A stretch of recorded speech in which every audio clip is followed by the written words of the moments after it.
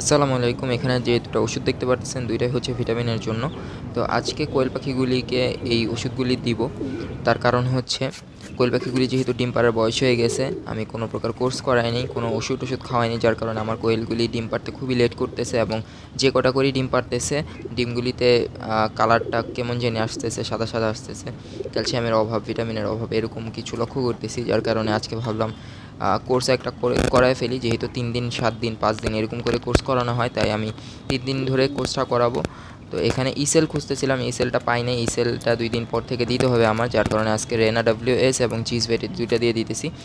জিসভেট দিয়েছিলাম লিটারে 2 ml করে দেওয়ার নিয়ম। আমার এখানে 3 লিটার পানি আছে, যার কারণে আমি 5 ml দিছি, 1 ml কমায় দিছি। আর এখানে রেনা WS, এটা হচ্ছে মাল্টিভিটামিন। এটা হচ্ছে প্রতি গ্রাম ওষুধ 5 থেকে 10 লিটার পানির মধ্যে মিশাতে হয়, এগুলি প্যাকেটের মধ্যে লেখাই থাকে। তো এক্ষেত্রে যেহেতু গ্রাম মাপার কোনো কিছু নাই, তাই আমি ওষুধের কাপের ভিতরে 1 মিলিগ্রাম মেপে কিছুটা কম দেওয়ার ট্রাই করছিলাম, বাট 1 মিলিগ্রামের মতন হয়ে গেছে, পুরোটাই দিয়ে দিছি। আশা করতেছি কোনো প্রকার প্রবলেম হবে না ইনশাআল্লাহ। তো পানিটা মিশিয়ে দিতেছে। আর খাঁচার ভিতরে লক্ষ্য করলে দেখতে পারবেন, এখানে নিচের তাকটার ভিতরে আমি বড় কোয়েলগুলিকে শিফট করে দিছি আর উপরের গুলিতে ছোটোগুলিকে দিছি। তো এখানে বড়গুলি খুবই লাফালাফি করতেছে পানি খাওয়ার জন্য। যেহেতু খাবার খাওয়া শেষ হয়ে গেছে, পানি এখনও দিই নেই, ওষুধ দেওয়ার কারণে লেট হয়ে গেছে।